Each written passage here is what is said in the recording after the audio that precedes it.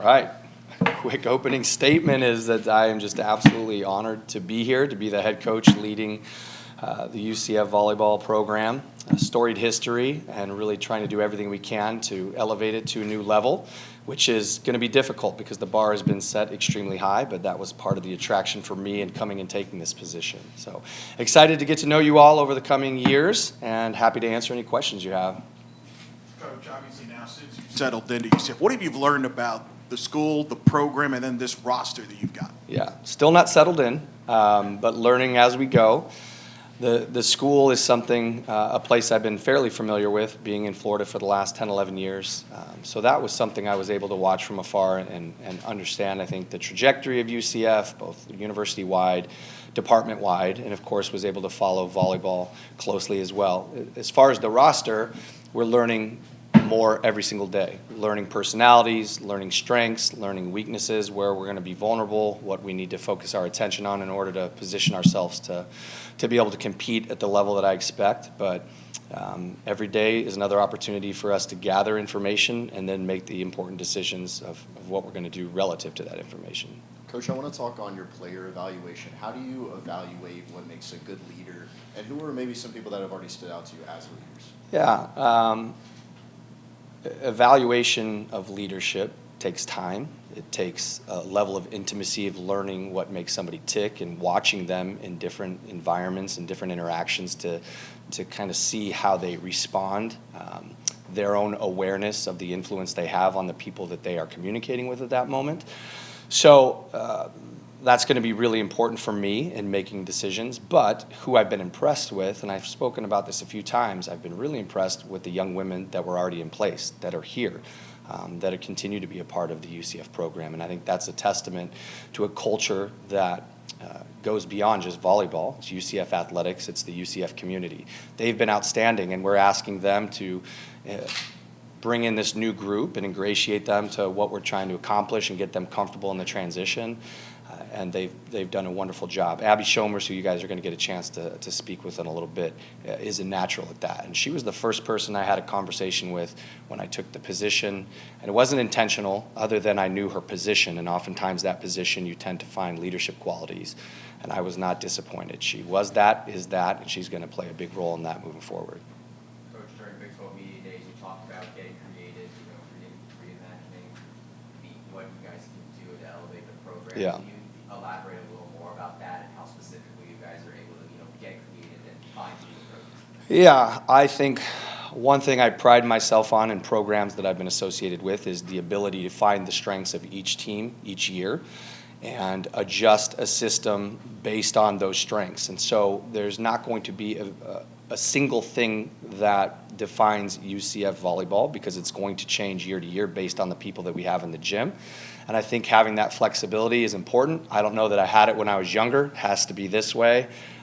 But now, as I've gotten older, hopefully wiser, I've recognized that there's a lot of different ways to find success and play the game. So sometimes we're going to play extremely fast, and sometimes we're going to be focused more on the defensive end. Sometimes we're going to be a serve and block-oriented team. And so right now, the puzzle is trying to figure out exactly what makes sense for this group for this year. And then there's also long-term views and things we're trying to accomplish. But that's step one in terms of being creative. And the reimagining is about understanding, yes, we know what this can be. We've seen the successes that UCF volleyball has had in the past, but I don't want anybody to be content with the idea that we are going to restore us to that level. I think the attraction to being a part of this is that we can hopefully surpass that level, and that's a challenge, and we are looking to attract individuals that are attracted to challenges and hard things and want to test themselves against a bar that is extremely high. So that's it, just getting in the frame of mind where we are okay with saying we want to be great, and these are the steps necessary to get us there. Coach, you used the word trust as a priority across this program, especially in the past couple of weeks. How have you seen that grow both on and off the court for you as you're in transition at the same time too? Yeah, I think you see it in a learning environment. You see it in the engagement of the people you're trying to teach. And obviously we have 15 young women that we're trying to teach right now and transfer a system and a new language. But you can see it in how they respond to that, both body language and things that are even a little less subtle than that. But to really rely on it, they have to know and they have to see, not just me telling them, that we have their best interests at heart, and that is a motivating factor for our staff. So if I'm asking them to be here at 7 a.m. to do this and stay late, they better see us doing the same thing, and hopefully more, and they will. And that is the commitment we make to them, is that every minute of the day we are trying to find ways to elevate the program and reimagine what this can be and make them better along the way. That's my number one priority, is that each one of these young women improves as a person, of course as a student, and as a volleyball player. So they come here and they know that they're going to make those strides, and we're going to be a big part of it. Coach, just 6 returners and 9 newcomers. What's this team's identity? What are other teams going to say about you when they have you? That's a great question. I asked my team that just 2 days ago. I want to know, and it's starting to take shape, but I asked them, what are we going to pride ourselves on? And again, that fluctuates year to year. There's some standards that will, and traits that will continue annually, but this group, I hope there is a joy and a passion to playing the game because we get to do this. It is an absolute privilege to be able to go in there every day and work, and I want the fans to be able to see that and then exude that out on the floor, the enjoyment that they have for the game and for the process. I hope that it is going to be toughness, competitiveness. I hope that they are going to be problem solvers. I think that's really important, and we preach that. We want to be a solutions-based type program where we can't just identify, well, this is wrong, that's not good enough, this isn't good enough. Well, that's the easy part. How are we going to fix it? How are we going to get better? And we're trying to push that upon them because it expands beyond just what's happening for a team. Each individual has their own battles as well. How do I get better at this? I'm not good enough at that. The answer is let's find a solution together and work towards improvement. Earlier you mentioned flexibility. What are the challenges that come about building team chemistry and that culture? Personalities and meshing personalities and skill sets and people coming from different backgrounds, but that's also the draw to me, is I want people that are different. And we don't want them to be all the same. We want them to share certain characteristics and value certain things that we can all agree on. But outside of that, I want 15 unique personalities that all bring something different to the table. And I think ultimately that kind of diversity is going to be better in learning how to communicate with one another, which is going to be really important when we start to face adversity. And quite honestly, up to this point, there's no adversity. It's a fresh start. That's exciting. Preseason just started. Everybody's loving each other. There hasn't been a lineup put up yet. We haven't been put in a position with an opponent that we don't really know that's going to press us. So the real challenge is going to be seeing how we respond in those moments. But I think they're better suited today than they were even 2 weeks ago for that. Coach, how does one go about in the first year taking on the big challenge of the Big 12 and trying to get success there? Yeah, that's the biggest adjustment. I've spent a decade within the same conference, and you begin to understand how the opposing coaches train, coach, tactically, how do they recruit, the kind of profile they're looking at athletically, how do I need to maintain a program to make sure that we're at the top. And this is all going to be new for me. And the first thing we did as a staff was we dove in immediately to video. And there's a lot that you can gain from that, but there's some limitations. We dove into the statistics. A lot of information you can pull from there that tells a story, but it won't tell the whole story. We won't know until we go through it. So we're leaning heavily on the girls that have been through a Big 12 schedule to get as much information as we can to be best prepared. Every year we're here, we will get better at that, but that is absolutely a challenge right now. So we're taking everything we can, trying to use it to our advantage, understanding that there's going to be some limitations.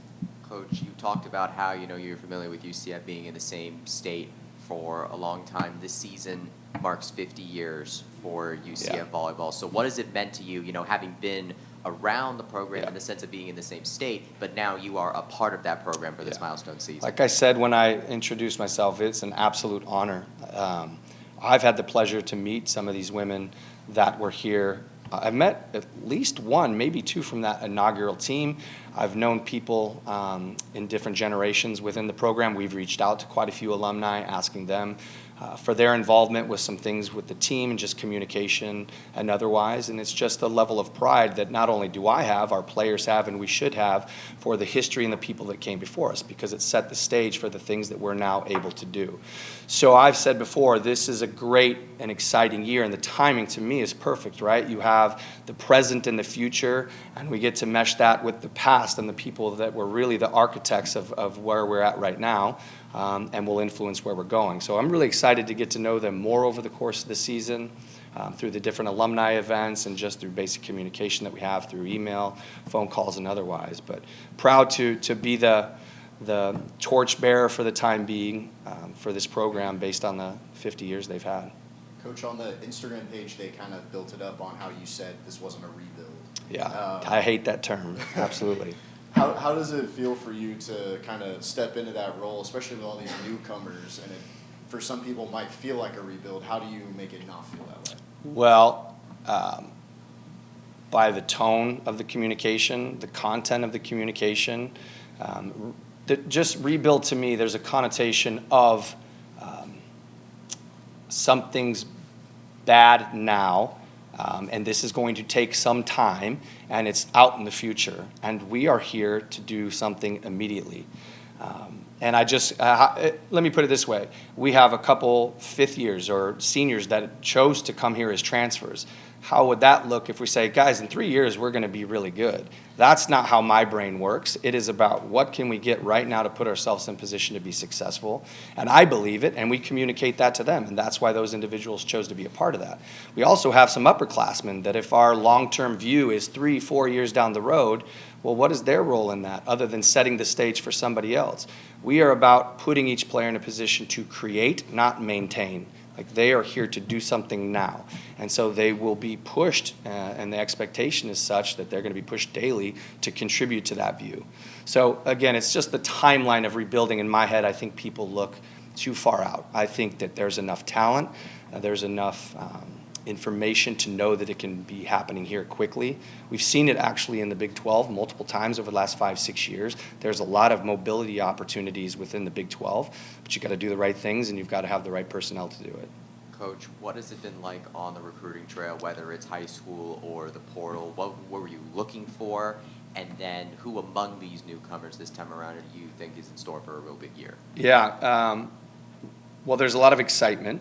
I have a lot of relationships, of course, throughout the country. You do this as long as I have, and I'm getting pretty old now, it says the gray hair here, but especially in the state of Florida, between my stay at University of Miami, FGCU, that's close to 15 years, there are relationships here with club coaches, important people within the volleyball community, and there's a lot of excitement behind the decision, behind the staff that we brought in, behind the vision that we have.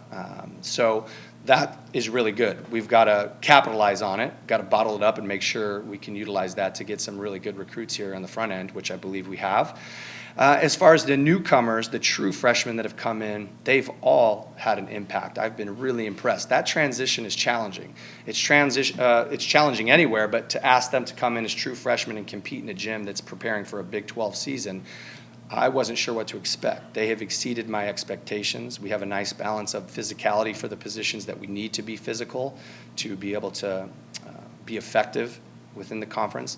And then those that are back row players and otherwise are really skilled. And so we're just fine-tuning rather than coming in with a blank canvas and having to build them out. They've already got a great foundation to start from. Going off that success, for you with your name, it's always been associated with winning. In 2025, what does a winner look like in your eyes here in this program? My answer will always be the same. We should be playing in the postseason every year, and every decision I make is going to be with that in mind.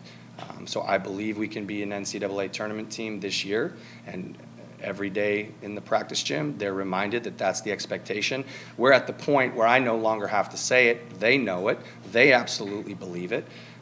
But yeah, that has just got to be the standard moving forward. And I do think a little bit more long term, we've got to put ourselves in position to be in a spot to compete for championships. That's what attracted me to this place. Terry's own vision for all the sports here, that we can put them in spots where they can compete for Big 12 championships.